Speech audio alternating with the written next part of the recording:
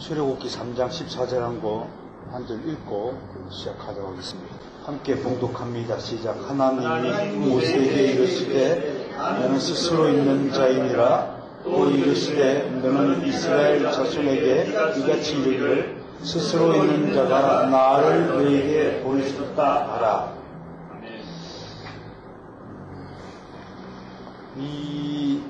이제 결론부터 말하면 이 번역 때문에 이제 많은 이질적인 신앙이 태어났다, 이 말을 하고자 오늘 여러분에게 마이크를 들고 있었습니다. 그냥 영어 성경을 한번 제가 읽어드리죠. God said to Moses, I'm who I am. And he said, say this, 이걸 말해라. To the people of Israel, 이스라엘 백성에게 말해라.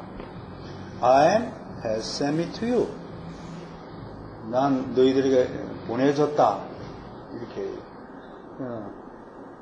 하나님께서 모세에게 God said to Moses, I am who I am. 나는 나다. 그런데 우리 번역은 어떻게 있어요? 나는 스스로 있는 자다. 이렇게 번역되어 있어요. 나는 나다 라는 것과 나는 스스로 있는 자라는 차이가 무엇인가? 여기는 하늘과 땅만큼 어마어마한 갭이 있다라는 것을 전제를 하고 오늘 첫 번째 하나님의 현존에 대한 강의를 시작할까 합니다. 그리스도인의 사명 중에 하나가 시대 정신을 가지는 것입니다. 이 시대가 어떤 시대냐를 분간하는 것이 그리스도인이 가져야 하는 시대 정신이다. 이의령 박사가 참 좋은 말을 했어요. 무슨 말씀을 한 거 하니, 신이 죽었다고 하는 시대를 지나서 이제는 인간이 신이 되기로 자처하는 시대가 되었다. 이런 현자들의 이야기에 귀를 기울여야 됩니다. 물론 한국 교회는 지나치게 무지한 것을 좋아하여서 그런지 몰라도 이런 현자들의, 성각자들의 말에 별로 그렇게 감동이 없는 것 같아서 참 안타까운데, 이런 분들을 하나님이 쓰시는 것은 무슨 뜻인가 하면 좀 귀를 열고 눈을 떠서 세상을 바라보라, 그런 뜻이 아닐까 싶어요. 그런 차원에서 이의령 박사를 통하여 우리 그리스도인들이 시대 정신을 가지도록 한 것은 매우 유념있게 들을 필요가 있다라고 하는 것입니다. 그러면서 이 박사가 이렇게 이야기를 붙이고 있어요.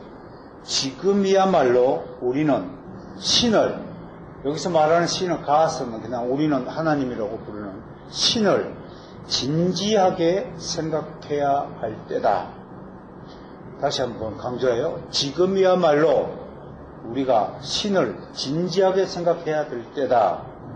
지식과 소유와 권력이 누구도 상상하지 못할 정도로 정대하면 과연 인간이 신이 될 수 있는가?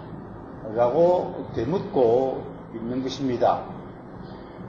다시 한번 설명을 드리자면, 지금은 인간이 신은 죽었다라고 외쳤던 니체의 시대를 넘어서 지금은 모든 자아들이 발광하듯이 자기를 발산하고 자기 영광을 추구하여서 자기 스스로 신의 자리에 오르려고 하는 시대다. 이런 것입니다. 그럼 정신 바짝 차려야 돼요. 지금 무슨 얘기하자 하면 세상은 모든 개개인이 자기가 이제 하나의 신이 아직 된 것인지는 모르지만 I'm God, 내가 신이라고 생각하는 그런 시대에 살고 있단 말이에요. 특히 한국 사회는 이제 완전히 자아 독립 개체의 시대에 돌입하여서 그 누구도 심지어 부모가 자식들마저에도 회초리를 들지 못하는 시대까지 와버렸어요. 모든 개체 독립주의가 개입이 되어서 이제 기독교의 신앙은 정말 자리 잡을 수 없을 만큼 흉악한 환경을 맞고 있다. 그렇게 봐야 한다는 것입니다. 여러분, 우리끼리 20명도 안 되는 우리끼리 앉아서 지금 이 이야기를 논한다고 무슨 세상이 변할까라고 싶지만, 그래도 우리만이라도 분명히 이 시대가 어떤 시대인가를 분명히 직시할 필요가 있다. 그리스도인으로 앞으로 살아간다는 것이 어떤 의미를 지니는 것인가를 생각해 보아야 합니다. 그건 모르고 공부해봐야 아무 소용이 없고, 그건 모르고 열심히 살아봐야 소용이 없다 할 정도까지 지경에 이르렀다고 하는 것입니다. 그럼에도 우리가 꼭 희망을 가져야 될 것은 지금 제가 소개하고자 하는 이런 사람들이 시대마다 하나님께 쓰임을 받았기 때문입니다. 시대마다 다 위기의 시대였지만 하나님께서는 은혜로 당신의 사람을 내세워서 시대 정신을 간파하고 사탄의 적나라한 괴계를 간파하고 우리 그리스도인들이 안전하게 살 수 있도록 인도하셨다는 것이 역사의 증언이다 할 것입니다. 1077년 여름밤 프랑스 노르망디 수도원의 성당 꼭대기에 있는 기도실에서 어떤 한 수도사가 열심히 기도를 하였습니다.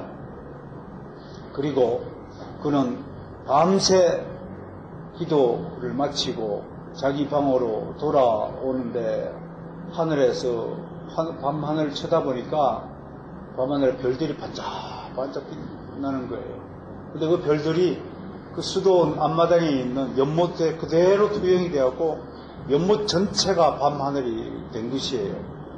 그래서 이분이 이렇게 냇가리였다라는 이야기가 우리를 감동시킵니다. 하나님, 저 작은 연못에 하늘의 별들을 다 주워 담아 놓으셨듯이 제 유한한 이 정신세계에 하나님의 무한한 정신을 담아 주소서 라는 깨달음을 순간 얻은 것입니다. 그래서 이 친구가 그날 밤에 자기 일기장에 이런 글을 썼습니다.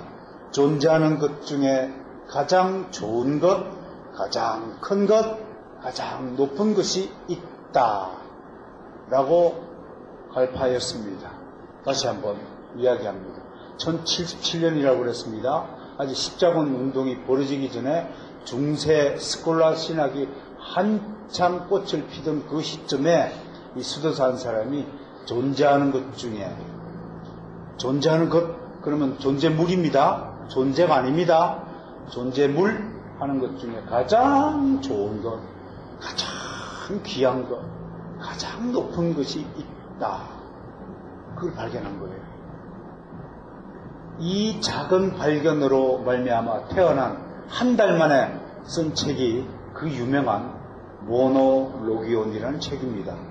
여러분들에게는 아주 생소한 책이지만 신학하는 사람에게는 반드시 탐독해야 될 책 중에 하나입니다. 이 저자 이름이 바로 안셀무스라고 하는 것입니다. 이분은 우리들에게 여러 책을 썼지만 우리가 꼭 기억해야 될 책 두 가지 제목이 있는데, 하나는 모노로기이고요, 하나는 프로슬로기온이라는 책입니다. 적어도 오늘날 아까도 말했죠, 인간이 신이 되고자 하는 이 시대를 살아가는 그리스도인쯤이라면 이제는 신에 대해서 진지하게 생각해야 될 쯤이다. 진지하게 생각하려면 이런 위대한 하나님의 사람들이 남겨두신 작품들만은 적어도 한 번쯤은 읽어보고 살아야 그게 참된 그리스도인이 될 것이다 라고 말하는 것입니다. 여러분, 우리는 안셀무스를 통해서 새로운 신앙의 세계를 우리는 선물을 받게 됩니다. 이분은 당시에 자기 주변을 쳐다보니까 대부분의 예수를 믿는다고 하는 그리스도인들의 신앙이 한쪽으로 쏠려 있거나 편식되어 있다는 사실을 발견하게 됩니다. 그리고 슬로게온이라는 책에서 이런 또한 유명한 말을 우리들에게 남기고 있습니다. 그 말이 뭐냐면 하나님을 아는 두 가지 길이 있는데 하나는 신앙이요, 하나는 이성이다, 지식이다. 그런데 신앙이 없는 이해는, 지식은 교만에 가깝고 지식이 없는 신앙은 태만이다 라는 유명한 말을 했습니다. 그 제자가 이렇게 물었어요. 그럼 선생님, 가장 합리적이고 가장 바람직한 믿음은, 신앙은 무엇입니까? 라고 얘기를 했더니 그 제자가 이렇게, 안셀무스가 제자에게 이렇게 답을 합니다. 이해를 통한 신앙이어야 한다 라고 말입니다. 저는 오늘 이 이해를 통한 신앙이라는 화두를 오늘날 우리 바로선 개혁교회와 함께하는 개혁교회 성도를 비롯한 한국의 참된 개혁교회 모든 성도들에게 이 화두를 던지고자 합니다. 여러분들의 신앙은 어떤 것인가요? 체험에만 함몰되어 있는 신비주의 신앙인가요?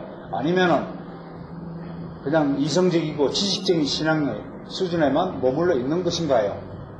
그렇다면 이제 그 1077년, 지금부터 1000년 전에 사셨던 안셀무스라는 대스승으로부터 우리는 이해를 통한 신앙이 얼마나 한목적적이고 가장 효율적인 신앙의 요체가 된다는 사실을 깨달았으면 하는 것이 저의 서두라고 할 수 있을 것입니다.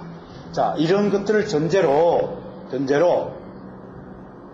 오늘 작은 책자를 제가 준비를 해서 나눠 드렸는데, 그냥 우리도 하룻밤을 지내기보다는 1년 중에 그래도 이런 의미 있는 시간을 가지기 위해선 좀 더 의미 있는 그런 강의가 되었으면 싶다라는 차원에서 이 책자를 제작하여서 여러분에게 반포하였습니다. 어때 읽어보니까 어떤가요? 사전에 우리 황갑수 목사님은 이대로 책을 읽으실 건가요? 좀 약간 애드리브가 필요할 것 같은데요 라고 이야기하는데, 아무튼 중간중간에 읽으면서 제가 설명을 해드릴 테니까 오늘 저녁 이 책을 통하여 하나님의 현존이라는 것을 계기로 여러분들의 신앙의 수준들이 한 단계 업그레이드 되기를 간절히 바랍니다. 그 목적이 반드시 성령님의 도우심으로 성취되어지기를 원합니다. 그러니까 8페이지 볼까요? 8페이지. 자, 이제 존재론에 대한 첫 강의를 시작하겠습니다. 알다시피 세상의 모든 존재물은 우연히 혹은 그냥 있는 것이 아니다. 맞죠? 네? 우연히 그냥 존재하는 것은 아무것도 없다. 반드시 누가 만들었으니까 태어난 것이다.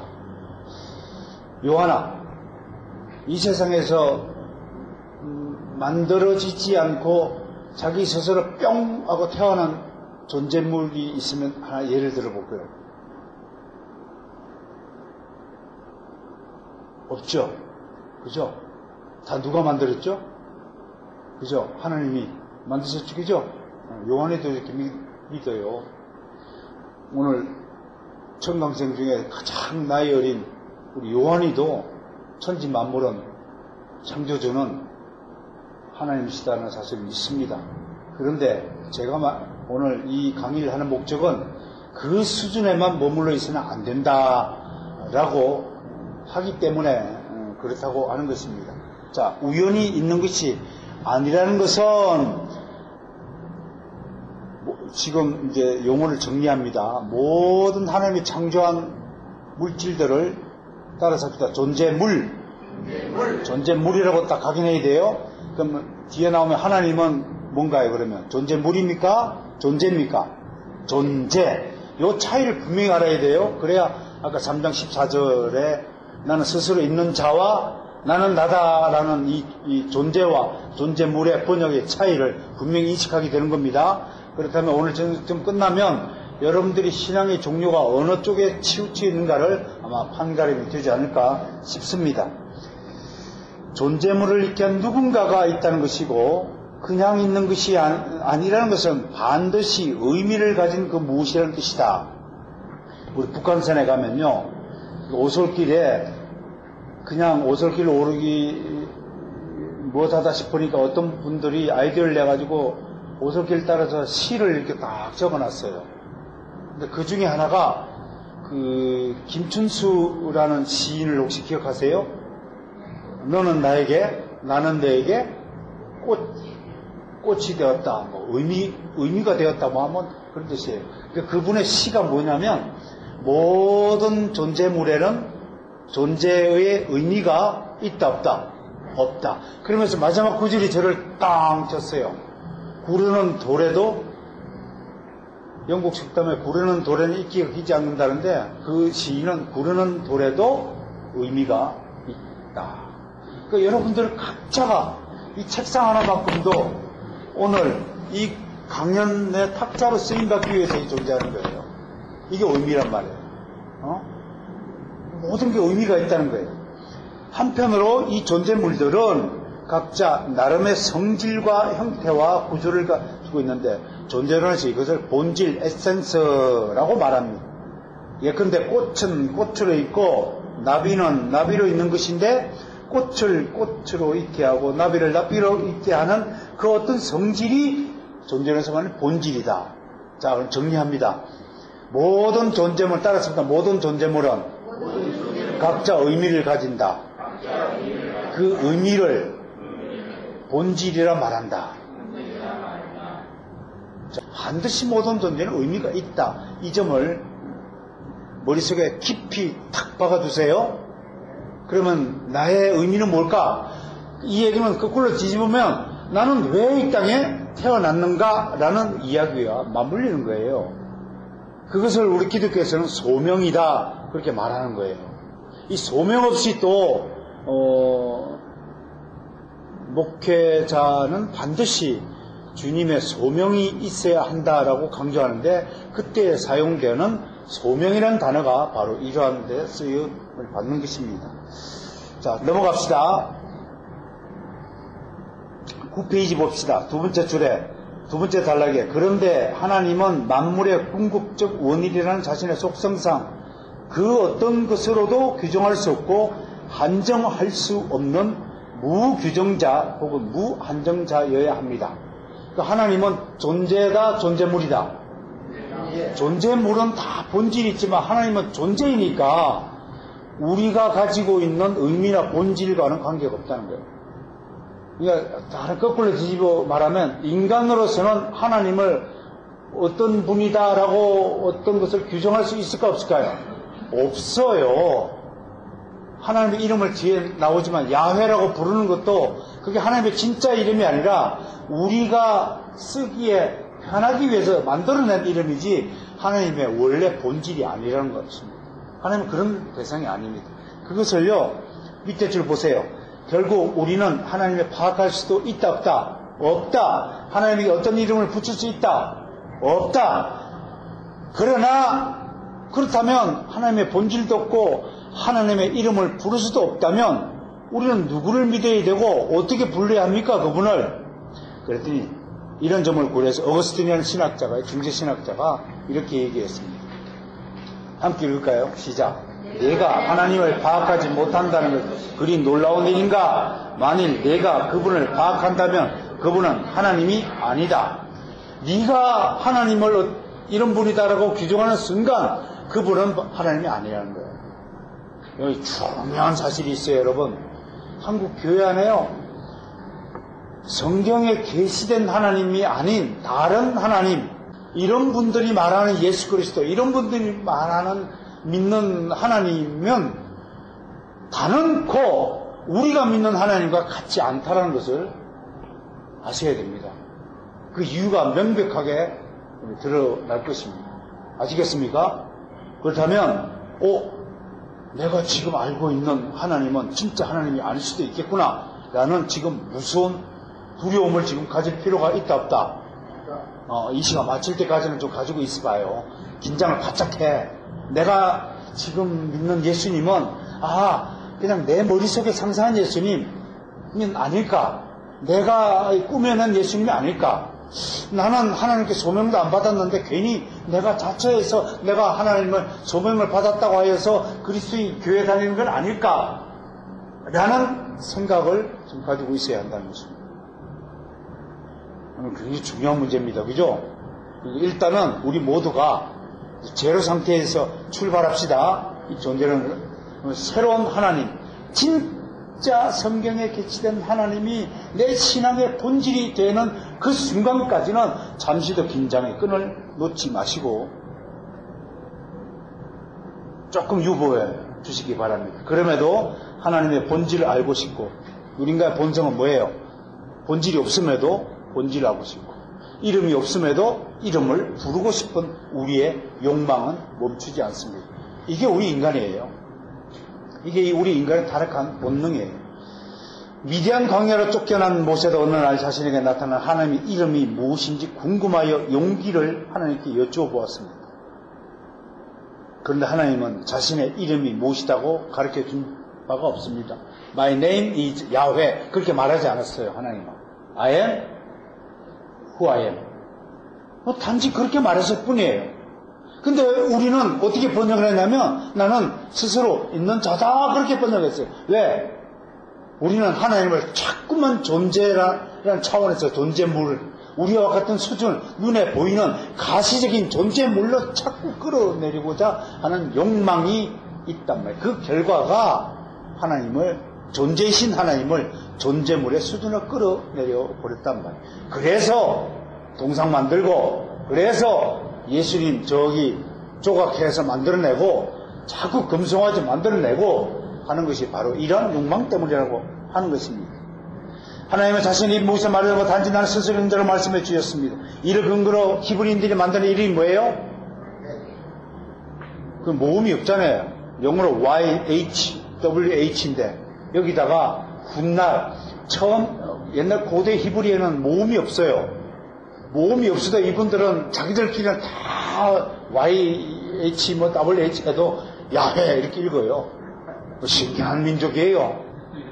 우리는 보면 모르는데 이건 이제 모음을 영어식으로 읽다 보면 어떻게 발전됐어요? 여호와가 된 거죠. 근데 이 말은 우리가 생각하는 이름이 아니라 정확히 말하자면 그냥 무슨 뜻이라고요?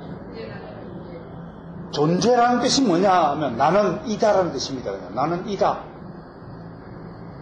비동사 B, I am B에 I am B, I am who I am. 그런 뜻이에요. 나는 존재야. 그렇게 말씀을 하신 것입니다. 다시 말해 하나님에게 본질이 있어야 하고 이름이 있어야 한다면 그것은 오직 존재뿐이라는 것입니다. 바로 이것이 다마스쿠스의 요하네스가 하나님을 가리키는 그 어떤 명칭보다 더 근원적 명칭은 있는 자라고 말한 이유입니다. 세상에서 이런 흥미로운 생각을 최초로 한 사람은 기원전 6세기경 밀레토스, 이 섬이죠, 그죠? 그 밀레토스 섬에서 출현한 학파들을 이오니아 학파라고 합니다. 철학 공부할 때 가장 최초의 철학 학파를 이오니아 학파라고 합니다. 에게해 섬, 에게해 주변에 널려있는 섬들이 한 150개쯤 되는데요. 이곳에서 일어난 학파를 이오니아 학파하는데, 예를 들면 세상 궁극적인 원인이 뭐냐 그러면 탈레스 같은 사람은 뭐라고 그랬어요? 물이다 그렇게 하고, 아나치만드로스 같은 이는 무한자라고 부르기도 하고, 아나치메네세 같은 경우는 뭐 불이다, 공기다 이렇게 이야기하기도 했죠. 철학 공부를 좀 하신 분들은 이런 이름들이 아주 친숙해질 텐데, 적어도 개혁교회 성도쯤이라면 이런 이오니아 학파들의 의견도 좀 상식을 가지고 있으면 좋겠습니다. 그러나 앞에서 우리가 무비중자하고 무한장자라고 하였던 것을 아페이론 무한자라고 불렀습니다. 그것이 만물의 궁극적 근거이자 신이라고 했습니다. 무슨 얘기하는 거예요? 하나님의 존재인데 이 존재를, 근데 하나님은 하나님 계시잖아요. 근데 하나님은 우리가 찾든 안 찾든 영원 전부터 계시는 분이잖아요. 근데 철학자들은 뭐가 또 욕심이 나요? 하나님 찾기가 시작된 거예요. 여러분, 나는 물어봅시다. 우리 인간이 하나님을 찾는다고 하나님을 찾을 수 있나요? 없습니다. 우리가 찾는다고 찾아지는 하나님이 아니에요. 하나님이 우리에게 나타났으니까 우리가 하나님을 만날 수 있는 것이지 우리가 하나님을 찾는 것이 아닙니다. 그런데 역사 가운데에서 끊임없이 인간들이 하나님을 찾기 위한 노력들이 시작됐다고 하는 것입니다. 이것이 신앙의 왜곡의 역사입니다. 이것이 존재론 공부할 때 반드시 유념해야 합니다. 자, 11페이지 가봅시다. 그런데 이러한 자연학적인 존재의 개념을 다른 차원으로 끌어올린 사람이 나타났는데 그가 바로 파르메니데스입니다. 많은 죽음으로 파르르 뜬다 해서 파르메니데스라고 이름을 외우면 죽어도 안 까먹습니다. 파르메니데스, 많은 죽음으로 몸이 파르르 뜬다, 이렇게 외워주시기 바랍니다. 이런 이름쯤은 적어도 이제부터는, 오늘부터는 개혁교회 성도라면 이런 사람의 이름쯤은 이제 상식적으로 기억하면 좋겠습니다.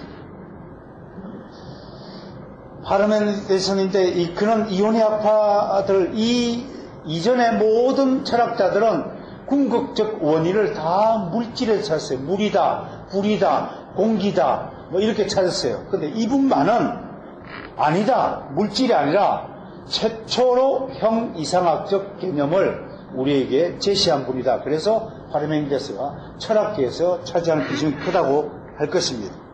그는 물질적 존재 개념을 형이상학적인 차원으로 끌어올려 오늘날 존재라고 이름을 붙이도록 한 장본입니다. 그러니까 지금 우리가 앞에서 존재와 존재물 얘기했잖아요. 근데 원래는 존재라는 이름을 붙이기 전에는 뭐래? 나는 존재다라는 뜻이, 나는 이다라는 뜻이에요. I'm who I am. 그걸 어떻게 번역할 것인가를 놓고 할 때 파르메니데스는 하나님은 존재다라고 얘기합니다. 하나님은 존재다.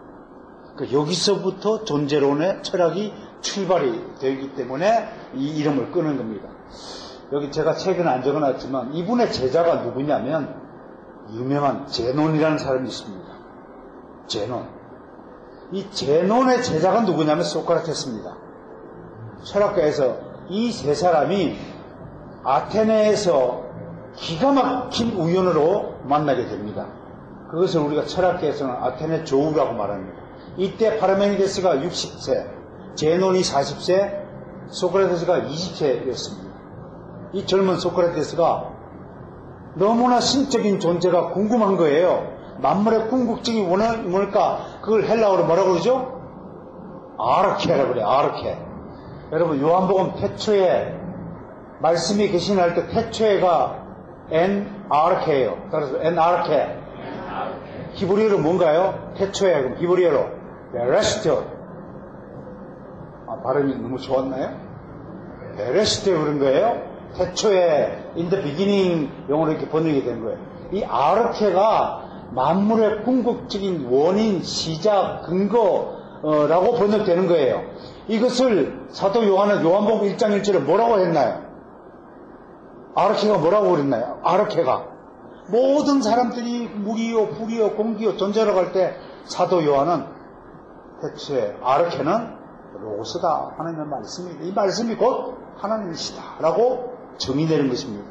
그러니까 창세기 1장 1장과 요한복음 1장 1장은 철학계를 완전히 핵폭탄으로 그냥 한 방에 잠재운 선언이다 라고 말하는 겁니다. 그래서 요한복음 1장 1절 같은 걸로 계시 중에 철학 중에 철학이다. 존재론 중에 최고의 존재론이다 라고 말하는 거예요. 좀 이따 설명하겠지만 여러분, 사도 요한이 많이 배우신 분인가요? 모르긴 몰라도 갈릴리 수산 전문학교도 중퇴한 것 같아. 내가 보니까 학교 다니다가 여성주사 다녔거든. 학교 졸업한 적이 없어요. 근데 그런 분이요, 쟁쟁한 파르메니데스나 제논이나 소크라테스나 수많은 철학가들의 논의를 한 방에 잠재우는 거예요. 엔 아르케 카이 엔 로고스라고 선언한 거예요. 이런 것들이 얼마나 위대한 선언인가를 우리는 좀 기억했으면 좋겠어요. 이 세 사람이 아테네에서 만났을 때 소크라테스가 반짝하고 번갯불을 본 것이에요. 그리고 이것을 소크라테스의 회심이라고 말하는데, 이 회심은 기독교적 회심은 아니지만 아마 그런 발견이 이 파르메니데스와 제논과 이 만남을 통해서 일어났고, 그때부터 소크라테스가 위대한 철학자가 되는 계기가 되었다고 하는 그 인물이 바로 파르메니데스라는 사실입니다. 앞으로 잊어버리지 마세요. 따라서 파르메니데스 절대 잊어버리면 안 됩니다. 이런 분들 때문에 기독교 신학이 출발이 되었기 때문에 강조하는 겁니다. 자, 그가 말하는 존재는 비물질적인 무한자. 그러면 그 이전에는 뭐예요? 항상 물질에 대해서 철학을 했지만 이분으로 말미암아 눈에 보이지 않는 추상적인 개념을 가지고 철학이 시작이 되었다 하는 것입니다. 그가 말하는 존재는 비물질적인 무한자이자 유일자입니다. 그런 존재는 생성되지 않고, 이 존재를 하나님으로 바꿔볼까요? 시작. 하나님은 생성되지 않고 소멸되지 않으며 온전한 일자이다. 이 모노게네스라는 말이 이 말에서 나왔어요. 그러니까 아까 제가 제일 처음 소개했던 중세 스콜라 신학자 안셀무스 모노로기의 말이 어디서 나온지 아시겠죠? 그러니까 이렇게 당대의 지식인들은 이렇게 자기 앞서 나가신 모든 지식인들이 지식을 다 섭렵한 공통점이 있습니다. 우리 칼빈 잘 아시잖아요. 칼빈의 기독교 강요를 왜 위대하고 합니까? 그 짧은 나이에, 여러분 14살 때 대학교에 입학해요, 칼빈이요. 26살 때 기독교 강요를 써요. 불과 12년 만에 그가 섭렵한 학문이, 이건 불가능한 일입니다. 칼빈 앞에 살았던 그의 소크라테스부터 치면, 파르메니데스로부터 치면 그 2000년 동안 살았던 모든 서양의 지식인들, 철학자들, 모든 그의 존재론에 대한 논의들을 칼빈이 그 짧은 어린 나이에 다 섭렵해서 그 사상을 그대로 기독교 강요에 집대성해서 수록했다는 것입니다. 여러분, 저는 모르긴 몰라도 칼빈이 기독교 강요를 이렇게 쓰면서 그 여러분 80장에 하나하는 것들을 규중마다 한번 보시기 바랍니다. 칼빈 기독교 강요 어떻게 시작이 되죠? 하나님에 관한 지식이 나오죠. 그게 바로 파르메니데스의 이 신지식 존재론부터 의식했기 때문에, 그 파르메니데스의 존재론 철학을 꿰뚫고 있었기 때문에 기독교 강요를 그렇게 출발하고 한다는 사실을 알아야 하는 것입니다. 이것도 모르고 막 기독교 강요를 그렇게 가르치면 안 됩니다.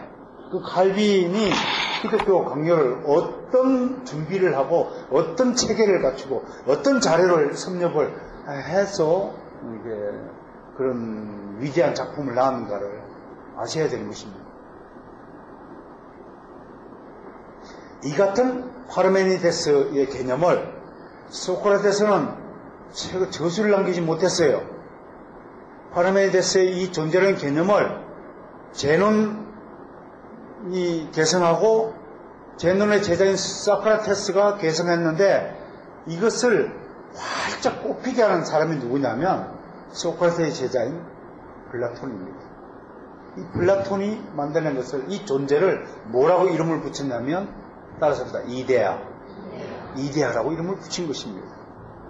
그러니까 여러분, 자꾸 이제 철학자들이 어디를 지금 맴돌고 있어요? 그냥 이거 하나님이라고 부르면 될 텐데, 그죠? 하나님이라고 부르면 되잖아요.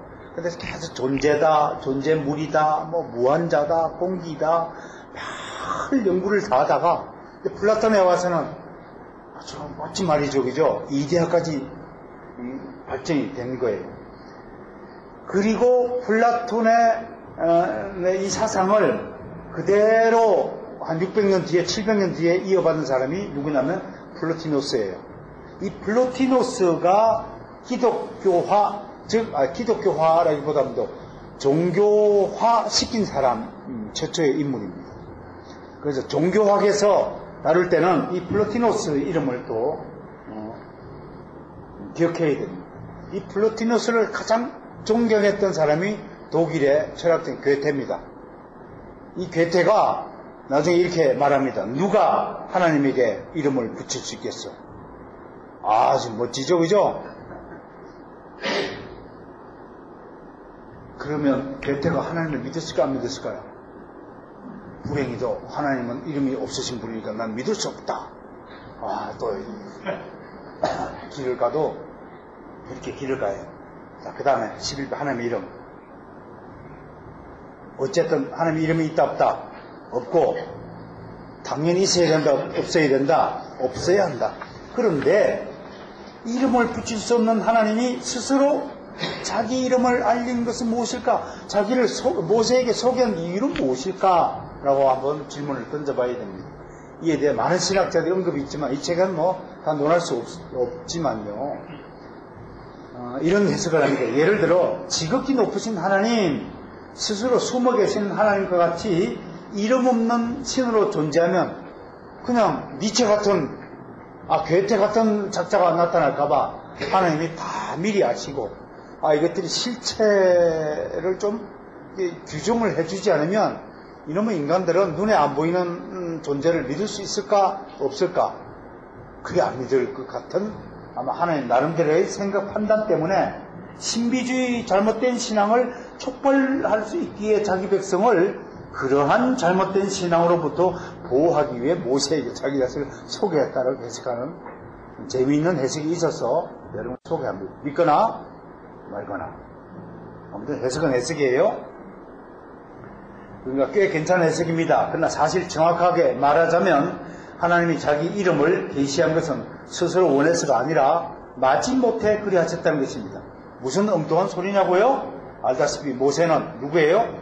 파라오 딸에 의해 입양되어 이집트 왕궁에서 다른 왕자들과 함께 훌륭한 교육을 받고 많은 전쟁터에서 경험을 쌓은 미래의 지도자 중에 한 사람이었습니다.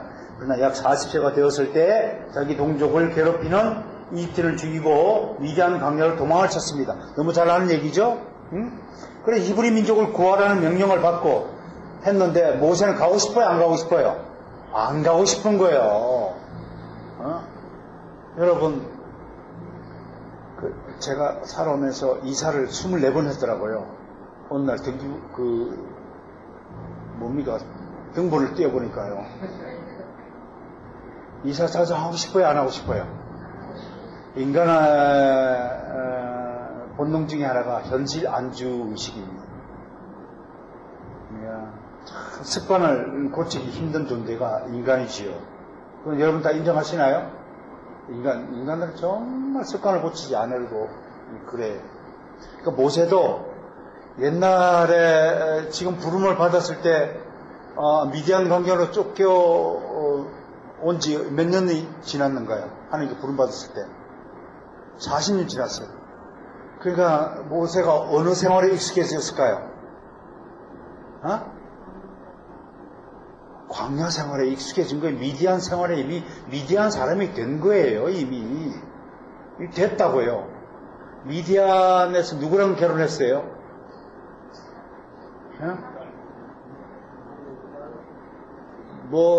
장인 이름이 이드로라고 하고 또 이름이 뭐죠? 장인? 또 다른 이름이 나오죠? 뭐죠? 황 목사님? 이름이 뭐였죠? 깜빡했죠. 나도 지금 깜빡을 해요. 그래서 젊은 분이 좀 기억을 했으면 얼마나 좋을까 싶기도 하는데. 그냥 가기 싫은 거야. 여기 있는데 요한아 가서 저 위청에 가가지고 물 한 병 갖다 줄래? 그럼 요한이가 싫은데요? 그게 인간이냐? 하기 싫은 거야. 모세도 그런 심정이라는 거예요. 그러니까 어떻게 하면 안 가려고 하는 거예요. 그래서 이렇게 해석하는 거예요. 아마 모세는 내가 이렇게 물으면 하나님이 내가 귀찮아하는 줄 알고 나 안 보낼 거야 라는 마음을 가지고 모세는 이미 그 밑에 두 번째 줄 보세요. 모세는 이미 하나님에게 이름이 없다는 것을 알고 있었고 하나님이 자신의 이름을 밝힐 수 없었을 거라고 생각했다는 거예요. 왜? 왜 그랬을까요? 여기 생각했지만 생각해 보세요. 미디안 광야를 쫓겨나올 때 모세가 하나님께 부르짖어 기도했을까 안 했을까요? 그때 하나님 응답했어요 안 했어요? 아무리 불러도 대답 없는 하나님이셨어요. 그러니까 모세는 이미 자포자기 상태가 된 거예요. 그 다른 심리 가운데 있어요. 하나님이 시험 주시는 때, 하나님에 의해서 훈련받을 때는 아무리 부르짖어도 하나님이 안 계시는 것 같아요. 그래서 다윗이 부르짖잖아요. 하나님 어디에 계십니까? 내가 이렇게 고통 가운데 있을 때 도대체 당신은 어디에 있나이까? 불러도 대답 없는 이여. 그러면 하나님 뜻이 뭔가요? 하나님이 나타날 때까지 계속 부르라, 계속 부르짖으라 라는 것이 하나님의 뜻이면 우리 인간 족족들은 어떻게 됩니까? 불러도 대답 없으면 에이 없나보다 포기하는데 1등 선수잖아요. 그만두는데 1등 선수잖아요. 작심삼일이잖아요. 그게 우리 인간의 한계잖아요. 그러니까 그는 하나님에게 자신의 이름을 밝히든지 자기를 애굽으로 보내는 명령을 취소하든지 둘 중에 양자택일을 하라고 한 것입니다. 그런데 줄 바꾸어서 오타가 났습니다. 그런데 갑자기 뛰어서 줄이 바뀌었어요.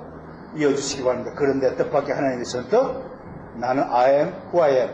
히브리어로 한번 유식해 볼까요? 따라보세요. 에흐야 아세르 에흐야. 흐 발음할 때 우리 저 황갑수 목사님이 달라스에서 원어 공부를 철저히 했으니까 한번 황 목사님 발음을 한번 들어보도록 하겠습니다. 히브리어로.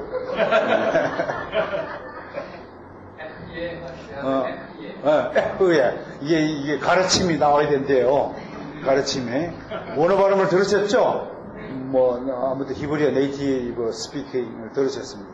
이게 원문에 있는 단어입니다. 근데 이 말을 훗날 70인역이 뭔가요? 히브리어로 된 성경을 헬라어로 번역한 성경을 70인 성경인데 그 성경 잘 아시죠? 프톨레미 애굽 이집트 프톨레미 왕국에서 프톨레미 3세라는 위대한 왕이 있었어요. 이거 학문을 좋아하는 왕이야. 이분이 이 학문을 좋아해서 알렉산드리아라는 도시를 건설하고 알렉산드리아에서 대학교와 도서관을 세우신 분들이에요. 지금도 불가사의한 것은요. 지금도 세계 최고의 박물관 도서관이라고 하는 하버드 예일대도 100만 권이 안 되는데 이 당시에 알렉산드리아 도서관이 그걸 상회했을 것이라고 추정하니까 굉장한 도서관이었는가 상상할 수 있습니다. 아무튼 이 70인역에서 뭐라고 번역을 해버렸냐면 아세라 라는 단어를 나는 있는 자라고 번역했습니다. 나는 존재라는 하나님의 원래 의중을 나는 있는 자라고 번역했습니다. 근데 이 번역에는 유감스럽게도 존재가고 실체라는 그리스 철학의 요소가 본의 아니게 스며들어서 히브리적 표현의 근본적 의미를 변질시켰습니다. 단순히 있음을 나타내는 히브리어 에흐예가 있는 자로 번역됨으로써 하나님이 마치 하나의 존재물 같은 의미를 갖게 된 것입니다. 지금 뭘 다루고 있는지 아시죠? 하나님의 존재의 극치, 우리가 감히 이름도 붙이지 못하는 그 무한정자를 지금 70역에서 어떻게 변질시켰다고요? 우리와 같은 수준으로 끌어내렸다라고 하는 것입니다. 그 얘기를 지금 하고 있는 것이에요.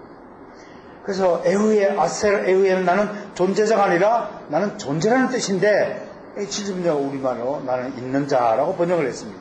이에 따라 오늘날 모든 성경은 에후에 따라 하나님을 여호와로 표기하는데 사실 하나님은 이름을 묻는 모세에게 그의 이름을 계시한 것이 아니라 단지 자신의 존재와 현현을 계시한 것입니다. 독일 신학자 하라무르트 게제는 이에 대해서 하나님은 그 자신을 어떤 본질로 나타내지 않고 자신을 직접 보이신 것이다. 어떤 본질, 의미로 나타내지 않고 그냥 보이신 것인데 인간은 해석하기를 어떤 존재, 어떤 의미, 본질로 해석했다라고 하는 것입니다. 그냥 하나님은 어떤 존재물이 아니라 그냥 존재라고 하는 것입니다. 이게 인간의 한계다고 하는 것입니다. 자, 14쪽입니다. 하나님은 모세에게 내가 있다 하고 자신의 존재를 알리셨습니다. 그러나 대부분의 사람들은 어떻게 한다고요? 하나님을 단순히 존재 자체로 보지 않고 하나님의 실체이자 존재물로 보려고 하는 헛된 욕망이 있다고 하는 것입니다. 그래서 밑에 첫 번째 단락 밑에 세 번째 인간이 부단히 존재를 망각하고 존재물에 집착하게 되는 근본적인 이유이며 그리하여 인간의 본성 존재인 하나님에게서 돌아서서 존재물의 세상으로 향하게 됩니다.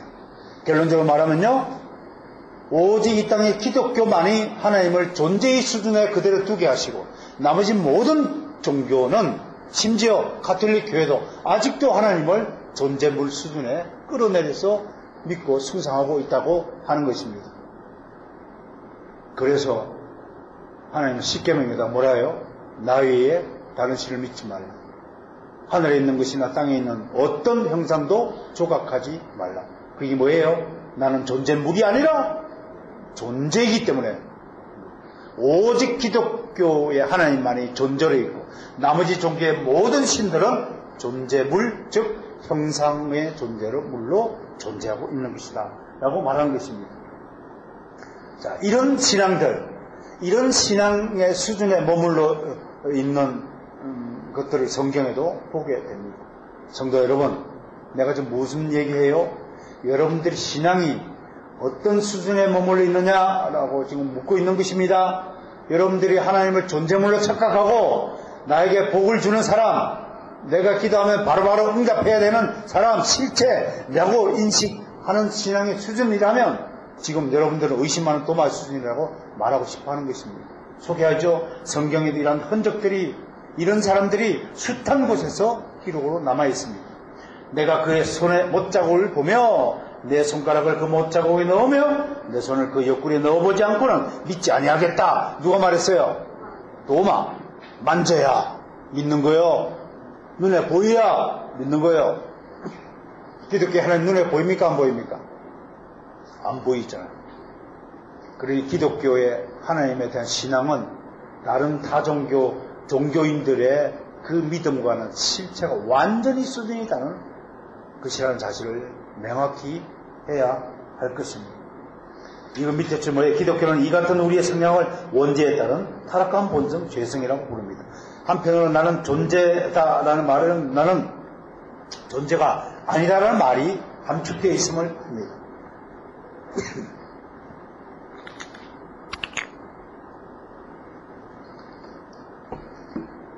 15쪽 내용을 생략하겠습니다. 자, 존재와 존재물 사이에는 엄청난 간극이 있다. 그 얘기하는 겁니다. 그럼 이해가 되시죠?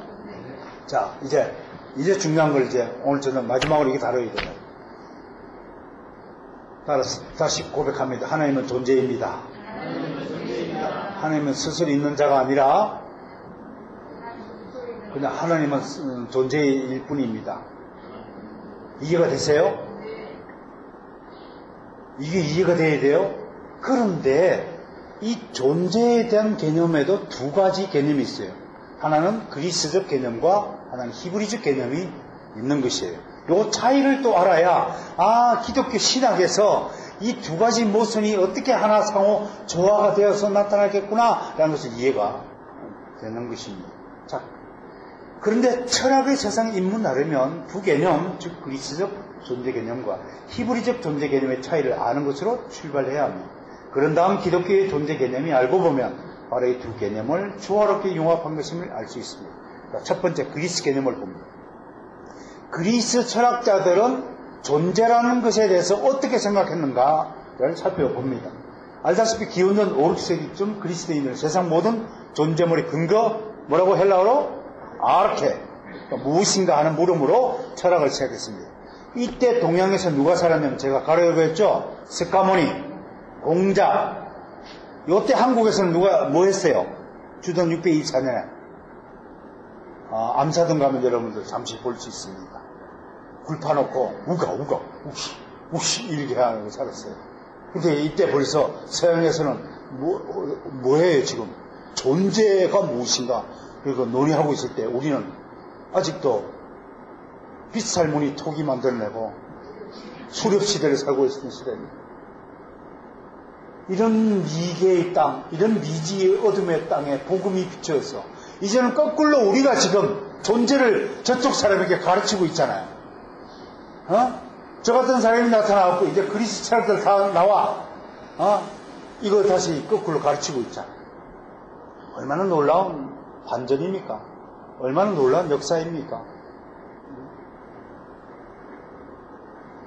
자, 탈레스는 뭐라고 했다고요? 만물의 근거가 물이다. 만물이 어디서 나왔다고요? 물에서 나왔다. 왜 탈레스가 이렇게 물에서 나왔냐면 자기 아내가 아기를 낳는데 과정을 열심히 지켜보니까 과학자들, 철학자들 특징이 뭐예요? 이제 놀파들의 특징은 대충 보는 거예요. 같이 봐도 기억이 안 나요. 근데 이제 철학자들의 특징이 뭐냐면 세밀하게 보는 게 자세하게 봐.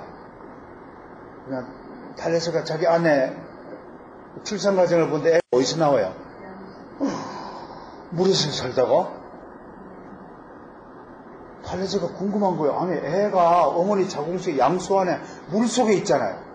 물속에서 어떻게 숨을 쉬고 살지? 생명의 근원은 물이다. 그렇게 인정한 거예요. 엄청난 발견이죠. 아마 유레카 그랬을 거야 아마 탈레스가. 마누라는 애 낳는다고 배가 아파서 돌돌 구르는 새에 탈레스는 막 유레카 그렇게 아르케는 물이다 라고 외친 거예요. 응? 아낙시만드로스는 무한자, 아낙시메네스는 공기, 피타고라스는 수화질서. 그러니까 피타고라스 학파에 대해서는 다음에 제가 한번 특강을 한 번 더 하겠습니다. 피타고라스는 수의 천재입니다. 이분이요 수학만 잘한 게 아닙니다. 음악의 천재입니다. 여러분의 그 화음 있죠, 화음. 이분이 만들어내 발견해낸 겁니다. 음의 길이가 2배면 2분의 1박자, 3배면 4분의 1박자, 뭐 이렇게 박자 음정을 만들어요. 이분이 그 화음을 만들고 있어요. 8도 화음까지 음이 조화를 이루고 있다. 만들어낸 거예요. 헤라클레이토스는 로고스라 했습니다. 근데 만물의 궁극적 요소는 물질이 아니라 존재라고 주장하는 사람이 누구라고요? 시작. 파르메니 데스입니다. 즉 그로 인해 오늘날 존재론이라고 부르는 형 이상이 출현한 것입니다. 그가 이해한 존재의 속성은 불변성이었습니다. 존재는 불변한다 안 한다? 아니 모든 존재물의 아르케가 존재인데 그 존재가 변하면 어떻게 돼요? 철학적으로 논리적으로 성리가 안 되는 거죠.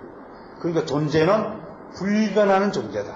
그래서 우리 신학에 뭐예요? 하나님을 불변하신 하나님이라고 붙인 거예요. 신학자가 이런 철학자들의 논의에 빌어와서 신학적 용어로 만들었다고 하는 것이 불변하는 것이죠. 지극히 높이지 않아요. 그 얘기는 불변하는 것만이 존재하며 변하는 모든 것은 존재하지 않는 것이었습니다. 그는 오직 존재만 있고 비존재는 없다고 규정했습니다. 그러므로 진리는 오직 존재를 논하는 것이라고 하였습니다. 이처럼 존재와 비존재 그리고 진리와 그것을 날카롭게 이분법적으로 구분한 일이 파르메니데스가 서양 철학의 공헌한 점입니다. 그의 존재론은 이제 플라톤으로 개성되었습니다. 플라톤은 이 세상에 있는 모든 존재물은 참으로 있는 것이 아니고 오직 참으로 있는 것은 무엇뿐이라고요? 이데아. 플라톤 그러면 이데아라고 각인을 시켜주실 거예요. 플라톤의 이론 중에서 꼭 기억해야 될 게 분녀 이론이라고 합니다. 메타식스라는 이 이론을 또 아셔야 됩니다. 즉 이데아가 있는데 이데아가 뭐라고요? 파르메니데스가 말한 바로 그 존재를 플라톤은 뭐라고 이름 붙였다고요? 이데아라고 붙인 거예요. 근데 이 이데아는 사물들, 존재물에 100% 다 들어가 있는 것이 아니라 사물들마다 다 다르게 들어가 있는 거예요.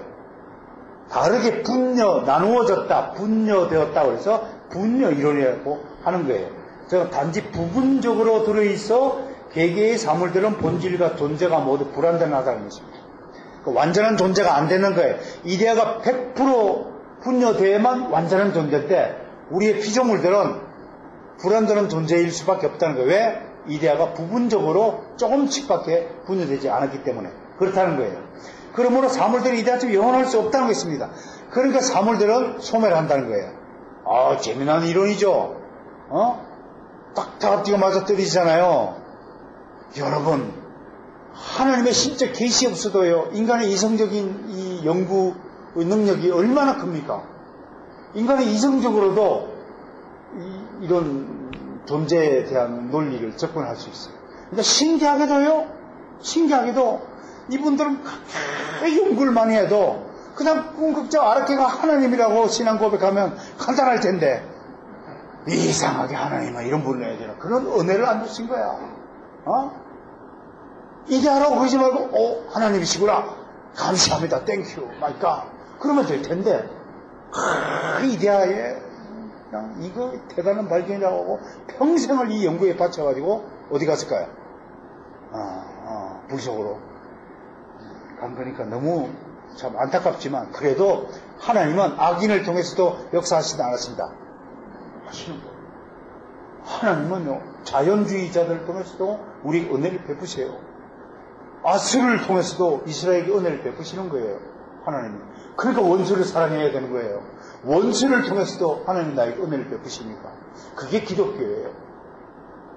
이런 플라톤을 통해서 하나님이 우리 신학적인 발전의 기이한 공로는 어마어마하다고 알 것입니다. 자, 그런데 여기서 분요 이론이 왜 중요하냐면요. 또 사물의 중간에 또 사물에 따라 많이 또는 적게 이데아가 들어있으므로 무슨 차이가 난다고요? 질적인 차이가 난다. 여러분 존재물 중에 고등동물이 있고 하등동물이 있죠. 고등동물은 무엇 때문에 고등동물이라고 플라톤에 의하면 이데아가 많이 분요되었고 하등동물은 또 지렁이는 조금만 1mm밖에 안 돼. 1mg밖에 분여가 안 됐어 이데아가. 그래서 지렁이라는 거야. 재밌죠? 일단 어떻든 믿거나 말거나 재밌는 거예요. 자, 두 번째 답. 이 분요 이론이 이건데요. 세상 문명에 끼친 영향이 막대해요. 굉장히 막대해요. 현실 세계와 가치 세계의 다양한 질적 사이를 설명 끝이지 않고 바로 플라톤의 제자가 누군가요? 아리스토텔레스라는 천재 제자를 낳았어요. 이 제자가 한 걸음 더 나아가 이것을 존재마다 차이가 있으니까 스승한테 배웠잖아요. 분요 이론을. 그러니까 분요 이론을 어떻게 만들었어요? 사다리를 만들었어요. 그림으로 만들었어요. 밑에부터 위로 올라가는 존재. 이것을 존재의 사다리라고 말하는 거예요. 여러분 혹시 보셨을 거예요. 자, 이 존재의 사다리. 이것이 신플라토인주의자인 플로티노스에게 의해서 바로 물질, 영혼, 정신, 일자. 제일 낮은 단계는 뭐예요? 눈에 보이는 물질. 그 위에 세계는 영혼. 그 위에는 정신. 그 위에는 모네게네스. 일자. 그냥 하나님이라고 그러면 될 텐데 또 일자라고 하는 거야.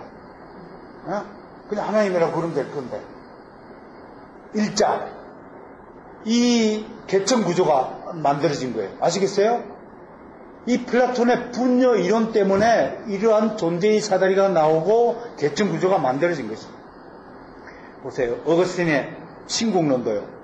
그러니까 어거스틴의 신국론에 이런 글이 나왔다는 것은 반드시 어거스틴이 파르메니데스와 제논과 소크라테스와 플라톤과 아리스토텔레스와 플로티노스의 철학들을 공부했다 안 했다? 했기 때문에 이런 구조를 하는 거예요. 자, 읽어봅니다. 시작. 하나님은 무로부터 창조한 사물들에게 존재를 부여했다. 그럼 뭐예요 이거예요? 어거스틴이 플라톤의 분요 이론을 공부했다 안 했다? 결정적인 증거가 되는 거예요. 이제 이해가 되시죠? 그래서 어거스틴이 이런 얘기를 했구나. 신학적인 서술을 할 때 이 얘기가 그 얘기구나 라고 하는 지식적인 이해도가 깊어지길 바래요. 그 다음, 그러나 어떤 사람에게는 큰 존재를 부여하고 어떤 사물에게는 더 작은 존재를 그래야 존재들의 자연 본성을 계층으로 질서지어 놓았다. 이야, 여러분, 우리가 지금 교회 내에서 말하는 교리들, 신학적 용어들, 신학적 서술들의 지금 근거를 지금 여러분들에게 전을 보고 있는 것입니다. 기독교 신학은 하늘에 뚝 떨어진 게 아닙니다. 여러분들이 어느 날 갑자기 뚝 떨어져서 그리스도인이 된 게 아닙니다. 여러분 한 사람을 그리스도인 만들기 위해서 예수 그리스도께서 하나님께서 영원전에 여러분들 작정 계획 다 선택해 주셨고 예수 그리스도께서 피값을 치르셔서 여러분들 사신바 되었으며 여러분들이 한 사람의 그리스도인이 만들기 위해서 하나님은 수없이 많은 준비 단계를 했듯이 다 이런 것입니다. 따라서 합시다. 이 세상에 타인으로부터 타 존재로부터 영향받지 않는 존재는 없다. 그러니까 그리스도인은 여러분 이런 우리 연합 예배, 연합 수련회 같은 것도 굉장히 중요한 의미가 갖는 거예요. 그리스도인은 절대로 독립적으로 존재할 수 없어요. 항상 영향을 받기 때문에. 그래서 칼빈이 교회를 뭐라고 그랬어요? 성도의 교제다라고 말했습니다. 자, 분요 이론 다시 합니다. 이 분요 이론이 어디까지 발전됐냐면 19쪽 봅시다. 아리스토텔레스의 충실한 계승자인 토마스 아퀴나스도 여러 사물들이 계층을 이루고 있음을 인정했고, 자, 이것을 가장 잘 써먹은 사람이 누구냐면 진화론 그럼 누군가요? 찰스 다윈이에요. 찰스 다윈이 진화론 할 때 그림이 뭔가요? 생명나무 그림 그런 거 보셨죠? 교과서에. 생명나무 제일 밑에 박테리아에서 제일 꼭대기에는 누가 있나요? 인간이 그려져 있죠? 이게 존재의 사다리라는 거예요. 찰스 다윈이 그냥 만든 게 아니에요. 아리스토텔레스의 존재의 사다리 다 공부한 사람들입니다. 그래서 존재의 사다리가 진화론에 만들어졌다고 하는 것입니다. 밀턴의 신라곤에도 이 존재의 사다리가 등장하고요. 대천사 라파엘은 하나님이 창조한 자연의 사다리를 통해 인간도 하나님에게 다가갈 수 있다고 아담에게 말하고 있어요. 자, 이런 인본주의 신앙의 실체가 이제 조금씩 여러분 앞에 모습을 드러냅니다. 그리스 철학적 개념이 왜 인본주의 신앙, 인간이 하나님께 다가갈 수 있다라고 왜 그렇게 강조했는가? 바로 그리스 철학의 영향 때문에 그렇다고 하는 것을 말한 것입니다. 자, 이 존재에 대한 플라톤의 이러한 철학적 사변이 유일 신플라톤주의를 통해 어디로 흘러 들어왔다고요? 기독교회 안으로 흘러 들어왔습니다. 이게 중세 스콜라주의의 영향을 받은 것입니다. 즉 존재의 사다리라는 계층 구조는 교회 안에서 뭘 낳았다고요? 계급 구조를 낳았어요. 제일 밑에 뭐가 있어요? 평신도, 그 위에 사제, 그 위에 주교, 그 위에 교화. 그냥 만들어진 게 아닙니다. 교회 계급제를 낳고 사회에서는 농노, 기사, 영주, 국왕이라는 계급제를 낳았습니다. 여러분, 플라톤의 이 철학 한계가 어떻게 전 유럽 사회에 지배했는가를 보면, 저는 특별히 사상 전공자로서요, 인간의 사상 하나가 얼마나 큰 영향을 중요한 것인지 아셔야 됩니다. 네가 누구냐? 라고는 물으면 너는 어떤 사상을 가졌느냐? 라는 물음과 같은 것입니다. 그 사람이 어떤 사람이냐 하는 것은 그 사람이 어떤 사상을 가졌느냐? 라는 것과 같은 맥락이다라고 할 것입니다. 그러니까 이런 플라톤의 분요 이론에서 또 칼빈도 소명의식을 끌어냈다고 하는 것입니다. 칼빈의 소명의식도 따져보면 이에서 나왔습니다. 소명의식이란 모든 인간은 하나님의 계획을 세상에 실현하기 위한 도구로서 각각 특정한 부름을 받았으므로 자기에게 주어진 직업이 무엇이든 그것에 충실해야 한다는 인식입니다. 빌헬름 폰 라이프니츠, 그의 신정론에서 실존주의자들입니다. 조건의 불평등이 무질서로 생각되어서는 안 되며 모든 사물이 동등하게 창조된 것이 아니다라고 말했습니다. 그러면 목사님, 그 위대한 신학자인 칼빈도 실존주의 철학을 그대로 인용한 것은 잘못이 아닙니까? 라고 말하면 그분은 굉장히 좁은 식 틀 안에 있는 것입니다. 칼빈은 분명히 실존주의 철학뿐만 아니라 모든 동방정교의 동서방의 모든 철학적 탐색들을 신학화하는데 굉장히 노력을 많이 했다라고 말할 수 있습니다. 동등하게 창조된 것이 아니다 하듯이 모든 인간은 칼빈의 소명의식에 따르면 하나님께 받은 소명들이 다 다르다. 각자 맡은 소명이 있다. 장님은 장님대로 맡은 소명이 있다. 말 못하는 봉은이는 봉은이대로 하나님의 소명을 받은 자다. 그러므로 저 사람 눈이 안 보이네? 저 사람은 귀가 안 들리나 봐. 좀 이상한 장애인이네? 인간은 우리는 우리보다 좀 다른 인간에 대해서 장애인이라고 이름을 붙이지만 굉장히 잘못된 일이다. 우리는 어떻게 이름 부르게 장애인이 아니라 나와 다른 소명을 받은 분이시다 라는 쪽으로 발전을 해야 된다고 하는 것입니다. 만약에 여러분들이 이 정도 수준으로만 좀 달라지고 변화한다면 칼빈의 소명 의식에 대한 가르침을 제대로 성립한 것이다 라고 말할 것입니다. 한편 중세 스콜 그거는 좀 생각하겠습니다. 자, 정리하면 20페이지 마지막에 정리하면 존재는 영원 불변하는 실제이자 진리의 근거라는 파르메니데스의 주장은 누구를 거쳐요? 플라톤과 플로티노스를 거쳐 초기 기독교 신학자들에게로 이어졌습니다. 그런데 이것이 존재에 대한 그리스 개념과 히브리식 개념이 상충하는 지점이 됩니다. 그리스에 비해 히브리식 개념은 만물을 생성, 소멸시키는 역동적인 것이기 때문입니다. 자, 이 얘기만 들으면 히브리적 개념의 특징, 철학의 개념의 특징이 잘 눈에 밟히지 않을 것입니다. 그쪽으로 옮겨가면요, 스웨덴 신학자 보만에 따르면 그리스 언어는 정지적인데 반해 비동사 그러면 이다라는 뜻밖에 없어요. 그리스어는 에센 그러면 이다 뭐 그거밖에 없어요. 근데 우리 한국에는 이다와 뭐가 있나요? I am boy 그러면 나는 소년이다 이다가 있죠. 근데 비동사의 뜻이 하나 더 있어요. 한국에는 there is cup on the desk 그럼 뭐예요? 책상 위에 컵이 이다가 아니라 있다예요. 근데 히브리 동사의 개념에는 이게 하나가 더 있는 거예요. 이거를 간파해야 히브리적 동사의 개념을 간파해야 히브리인들이 생각을 이해한단 말이에요. 나는요, 여러분들 이런 강의를 통해서 여러분들이 하나님을 변호할 실제적인 능력을 가지기를 원한다라고 하는 뜻입니다. 따라서 합시다. 기억하지 못하는 지식 소용없다. 써먹지 못하는 지식 소용없다. 맨날 교회에서 교리 배우고 뭐 해도 이단 하나 제압하지 못하는다면 그건 목사가 필요가 다 필요 없어. 그건 엉터리야. 그 실력군이 아니야. 이런 것들을 왜 배워야 하냐면 적어도 공부를 하려면 이 정도까지는 공부를 해줘야 그 실력자가 되는 거야. 그래야 능력자가 되는 거야. 그래야 어딜 가서나 당당하게 예수 그리스도의 군사가 되고 예수 그리스도를 대신하여 피 흘려 싸울 죽을 수 있는 거야. 아무것도 모르는 사람이 여호와의 증인이 막 3일째 가르치니까 그냥 헷가닥 넘어가고 그런가 이렇게 되는 거야.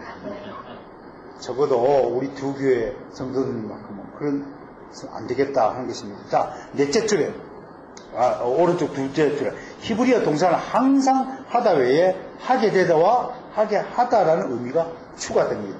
예컨대 존재를 이다라는 의미하는 동사 하야는 있다라는 뜻이지만 히브리어 동사가 담고 있는 좀 역동적 개념 두 가지가 추가되는데 하나는 뭐예요? 있게 되다.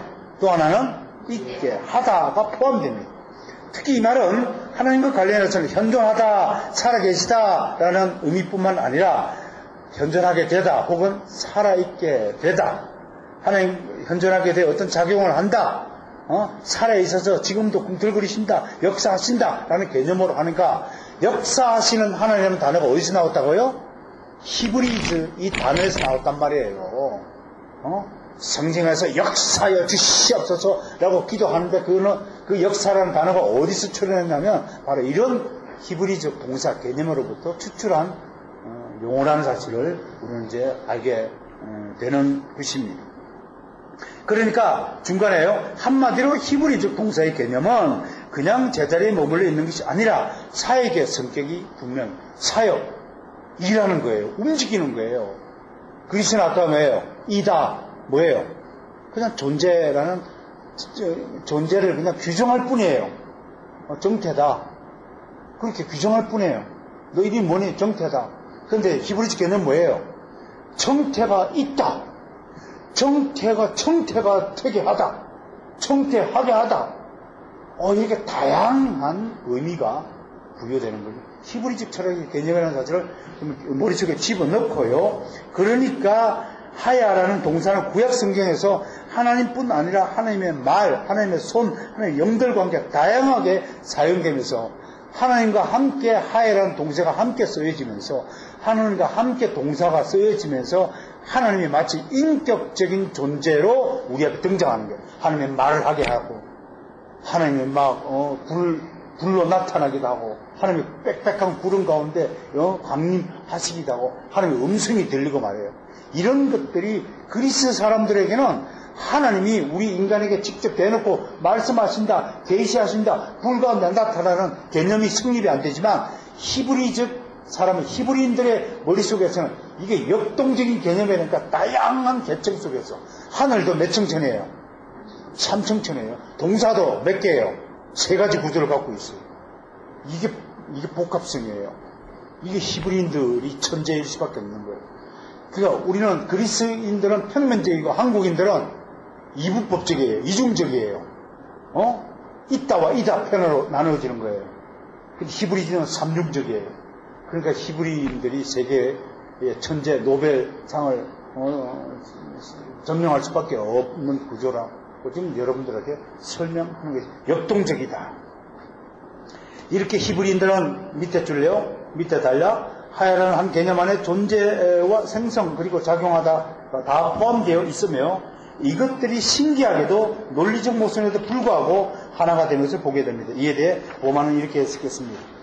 넘어가겠습니다. 어려우니까. 자, 이중주론법입니다. 자, 정리합니다. 이제 얼마 남아서 5분이면 다 돼요. 5분 동안 기다리세요. 자, 그리스 개념과 히브리 개념은 상충해 안 해요. 서로 대립해요. 그죠? 하나는 머물러 있지만 하나는 움직이는 거예요. 하나는 이다이지만 하나는 있다와 있게 하다와 있게 돼 다양한 복합적 의미를 가지고 있어요. 그러니까 그리스 개념과 히브리 개념이 다른 거예요. 이 두 가지는 양립할 수 있어 없어요? 모순이에요. 모순이에요. 존재의 대연세 작가 러버제이 누구를 염두하고 썼을까요?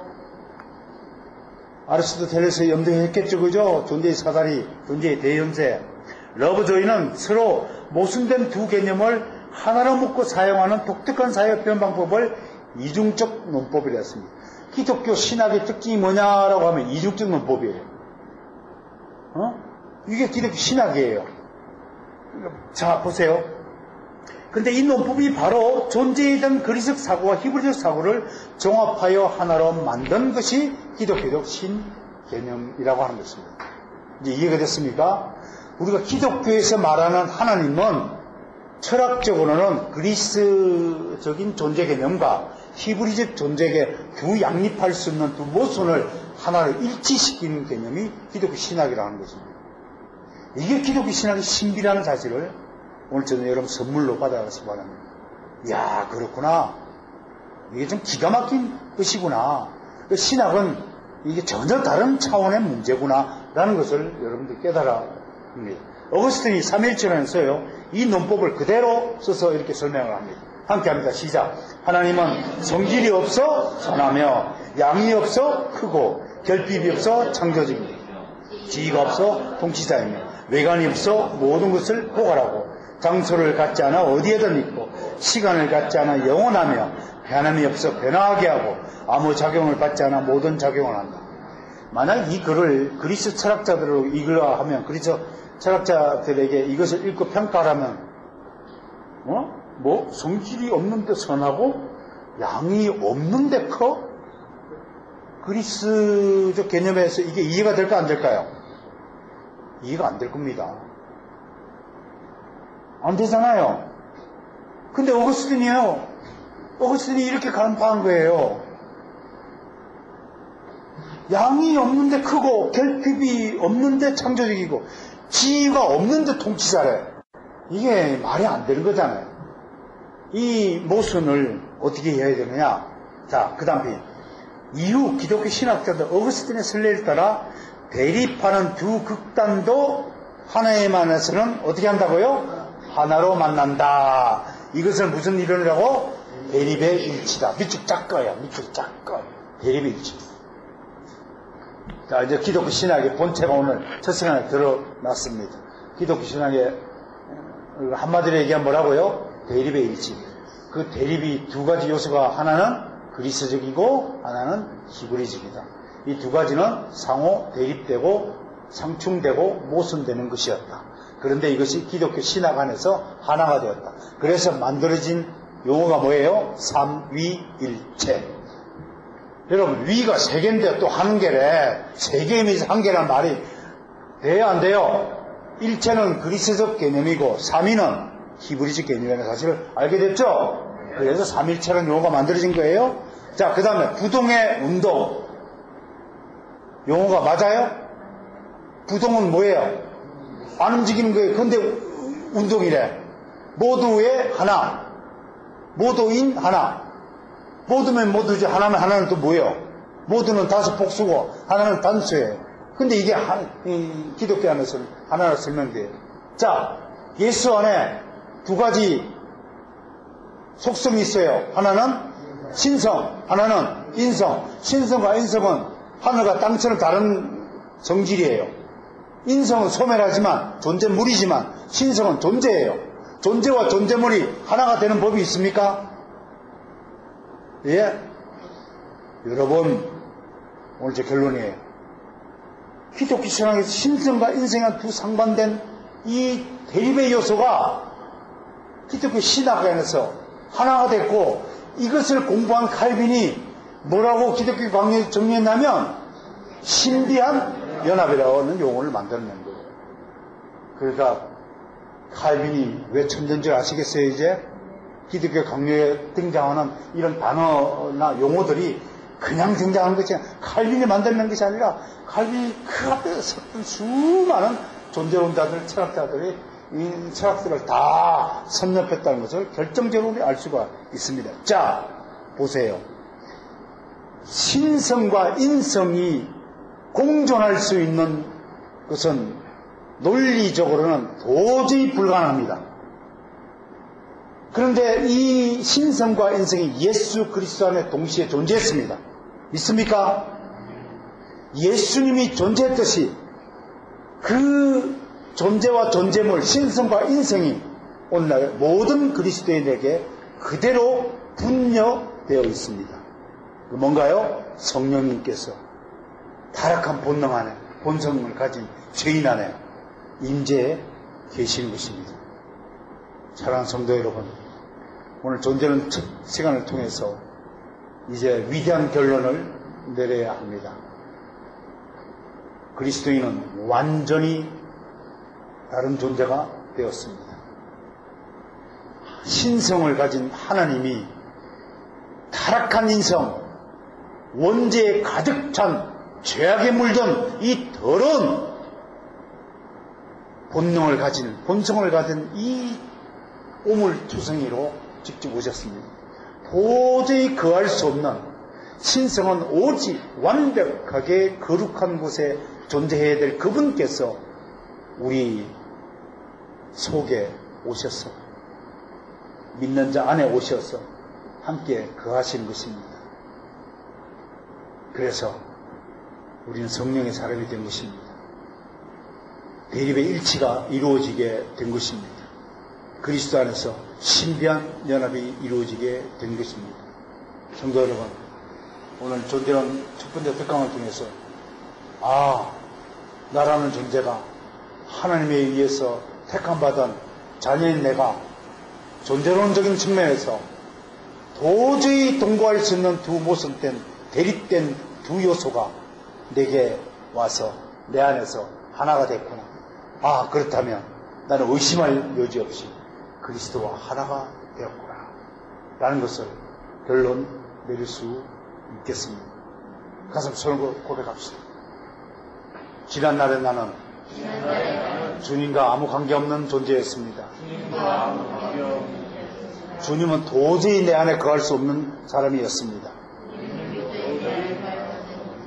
그런데 하나님의 특별한 은혜로 이 더러운 죄인의 몸에, 이 추악한 죄인의 인생에 성령께서 오셔서 주와 하나 되게 하셨습니다. 이 위대한 기적을 믿고 감사드립니다.